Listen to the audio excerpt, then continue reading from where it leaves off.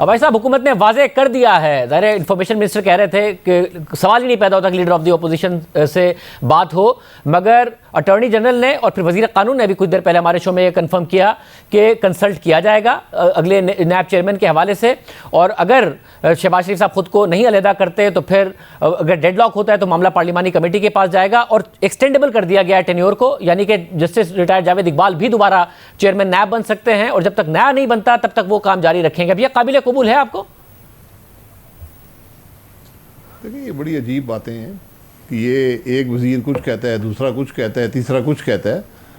तो ये अगर आपस में मुशावरत करके बात करें तो इस मुल्क को पता चले कि इस मुल्क की हुकूमत चाहती क्या है।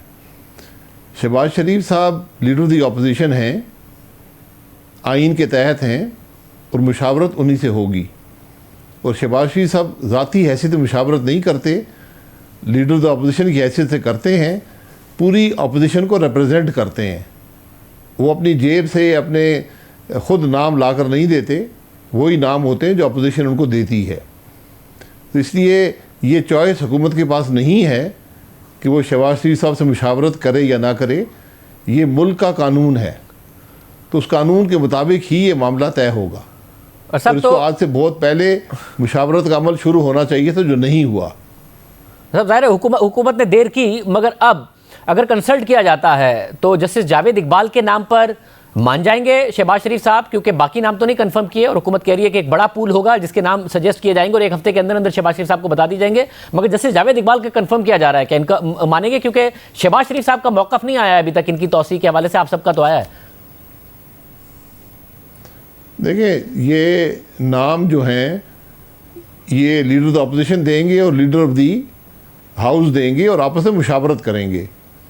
तो हुकूमत, मेरा जहाँ तक मैंने कानून पढ़ा है, इसमें कोई रुकावट नहीं है कि आप जो मौजूदा चेयरमैन नायब हो उसको एक दफ़ा फिर अपोजिशन या हुकूमत उसका नाम तजवीज़ कर दे।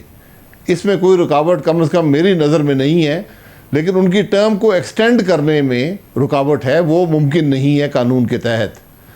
तो अगर हुकूमत समझती है कि उनकी कारकर्दगी बहुत अच्छी है तो ज़रूर उनका नाम पेश कर दें। हम अपना नाम पेश करेंगे और उसमें मैं आपको यकीन दिला सकता हूं कि जस्टिस जावेद इकबाल साहब की कारकर्दगी की बुनियाद पर उनका नाम उसमें नहीं होगा। तो और कोई नाम सोच लिया आपने?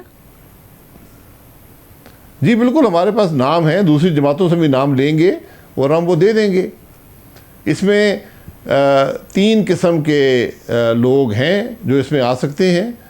एक रिटायर्ड अफसर हैं, सुप्रीम कोर्ट के जस्टिस हैं, और एक मेरा ख्याल है टेक्नोक्रेट हैं, सॉरी एक फ़ौजी अफसरान भी इसके अंदर शामिल हैं, लेफ्टिनेंट जनरल एंड अबव के।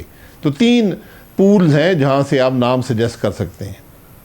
लेकिन मुशावरत का अमल शुरू होगा, क्योंकि जिसका नाम हम सजेस्ट करेंगे उनसे कंसेंट भी लेनी पड़ती है कि भाई आप राज़ी भी हैं या नहीं है इस काम के लिए। तो हम ये नहीं चाहते कि मुशावरत का अमल ही अभी शुरू नहीं हुआ और हम लोगों से पूछना शुरू कर दें। तो इसमें बड़ी संजीदगी से इस मामले को तय करने की ज़रूरत है। जो हुकूमत का रास्ता ये बदनीयती और गैर संजीदगी है, इससे मामला नहीं बनेगा। वो तो एक हफ्ते में अब शुरू कर दिया जाएगा, मगर अगर कंसेंसस नहीं हुआ तो फिर पार्लिमानी कमेटी के पास जाएगा। डॉक्टर साहब, तो कम से कम इसको आप अप्रिशिएट करेंगे? अच्छा है पार्लियामेंट मजबूत हो, और मजबूती के लिए आप तजावीज़ दे सकते हैं अगर ये मामला आप लोगों के सामने आता है कि पार्लियामेंट मजबूत हो, पार्लिमानी कमेटी से जिस तरह चीफ इलेक्शन कमीशन का इंतखाब होता है, अगर लीडर ऑफ द हाउस और लीडर ऑफ द अपोजिशन का कंसेंसस ना हो, उसी तरीके से होगा? जी बिल्कुल, ये जो इलेक्शन कमीशन के मामले में यही तरीका है और यही तरीका यहाँ भी इस्तेमाल हो सकता है। उसमें कोई रुकावट नहीं है कि 3-3 नाम आप पार्लिमानी कमेटी को भेज दें और वो उसको देख लेगी। ये अभी भी आप कर सकते हैं। इस पर अगर दोनों में ये कंसेंसस है, leader of the opposition, leader of the house में, कि हम आपस में बात नहीं करना चाहते, अगर इतनी ही तकलीफ़ है वज़ीर-ए-आज़म साहब को, तो वो ये सजेस्ट कर सकते हैं कि आप 3 नाम पार्लिमानी कमेटी को भेज दें, मैं भी भेज देता हूँ, जो वहाँ फैसला हुआ वो काबिल कबूल है। इसके लिए आपको कोई कानून में तरमीम की ज़रूरत नहीं है। सब तो फिर अब जो ऑर्डिनेंस हुकूमत लाने जा रही है, आपने क्योंकि पहले दिया था कि आप अदालत जाएंगे इस हवाले से, तो इसको चैलेंज नहीं करेंगे अदालत में, ये आ जाए, या फिर चैलेंज करने का इरादा रखते हैं आप? जी, चैलेंज इसलिए करना पड़ेगा कि अगर वो बदनीयती पर मबनी हो, उसका वाहिद मकसद जो मुझे समझ आता है या नज़र आता है वो मौजूदा चेयरमैन नैब की मुलाजमत की तोसी है, जिसकी इजाज़त कानून नहीं देता, और अगर उस तोसी की गुंजाइश पैदा की जाती है तो यकीनन ये मामला बदनीयती पर मबनी है और इसका मुकाबला करना हम लाजिम समझते हैं, क्योंकि ये जो इस कानून की रूह है, जो अपनी ताकत आइन की रूह से लेता है, उससे ही मुतजाद है, उसकी नफ़ी करता है। आप तो खुद कह रहे हैं ना कि वो दोबारा प्रपोज कर दें वज़ीर आज़म तो एक्सटेंड नहीं हो सकता, मगर दोबारा वो ज़रूर तैनात हो सकते हैं मुशावरत के बाद, या फिर अगर पार्लिमानी कमेटी से हो जाए तो वो वैसे भी हो सकते हैं, आप तो कह रहे हैं, तो फिर क्यों एतराज़ होगा आपको? जी, मेरी राय ये है कि नॉन एक्सटेंडेबल टर्म है 4 साल की, उस शख्स का नाम फिर तजवीज़ किया जा सकता है और अगर उस पर इतफाक़ हो जाता है तो वो शख्स फिर बन सकता है। सब तो ये जो तजवीज़ कर रहे हैं कि जब तक ये मुशावरत का अमल तय नहीं होता, जिसमें 2 साल भी या 3 साल भी तय ना हो, तो यही मौजूदा चेयरमैन रह सकते हैं, यानी हुकूमत उनकी मुद्दत मुलाजमत में तोसी करना चाहती है। ये बात काबिल कबूल नहीं है। वज़ीर कानून की राय कि ज़्यादा लंबा वक्त नहीं लगेगा इसमें, अगर लीडर ऑफ द अपोजिशन जवाब दे दें या फिर डेडलॉक हो, फिर पार्लिमानी कमेटी के पास जाए। आपको लग रहा है ये तरीका है जिसमें इसी चेयरमैन नैब को कंटिन्यू करेंगे इस तरीके से कंसेंसस ना होने की सूरत में?